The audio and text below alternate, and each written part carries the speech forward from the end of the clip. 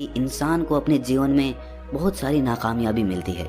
जब वो नाकामयाब होता है, किसी काम को पूरा नहीं कर पाता, तो उसका जोश और उत्साह अगले काम को करने के लिए ठंडा पड़ता जाता है। जब भी वो किसी नए काम को शुरू करता है तो उसका पिछला काम उसके मन को प्रभावित करता रहता है। इसीलिए वो नए काम को पूरे जोश और उत्साह के साथ और पूरा मन लगाकर नहीं कर पाता, और यही आलस्य का कारण बन जाता है, जिसकी वजह से वो नया काम भी पूरा नहीं हो पाता, क्योंकि उसमें उसका पूरा मन और पूरा जोश नहीं लगा होता है। इसके लिए हमें ये समझना जरूरी होता है कि जो पिछला काम हमारा पूरा नहीं हो पाया, उससे भी हमें बहुत कुछ सीखने को मिला है।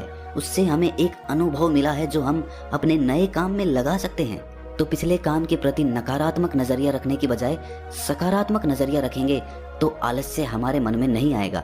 मानसिक स्तर पे आलस्य का दूसरा मुख्य कारण होता है लक्ष्य का स्पष्ट ना होना। ये कहकर बुद्ध उस आलसी आदमी से सवाल करते हैं कि मान लो यदि तुम किसी जंगल में फंस गए हो और तुम्हारे पास खाने पीने के लिए कुछ भी नहीं है, तो तुम क्या करोगे? वो आदमी कहता है कि हे बुद्ध, मैं जिंदा रहने के लिए उस जंगल में खाने पीने का सामान ढूंढूंगा। ये सुनकर बुद्ध कहते हैं कि अगर तुम्हें फिर भी खाने पीने का सामान नहीं मिलता तो?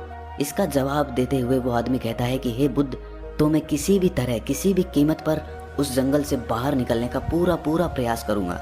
ये सुनकर बुद्ध कहते हैं कि चूंकि वहां पर तुम्हारा लक्ष्य स्पष्ट है, इसीलिए तुम्हारे शरीर में कोई आलस्य नहीं आएगा। उस समय तुम्हें पता होता है कि तुम्हारे शरीर के लिए अभी सबसे ज्यादा जरूरी खाना पीना ढूंढना है। अगर तुम नहीं ढूंढोगे तो तुम मर जाओगे। और जब तुम्हारा लक्ष्य स्पष्ट होता है तो आलस्य तुम्हारे मन में आ ही नहीं सकता। लेकिन हमारे दैनिक जीवन में हमारा लक्ष्य स्पष्ट नहीं होता है, जिसकी वजह से हमारे मन की ऊर्जा इधर उधर बिखरती रहती है। अगर हमारा लक्ष्य स्पष्ट होगा तो कोई आलस्य, कोई ताकत हमें हमारा लक्ष्य प्राप्त करने से नहीं रोक सकती।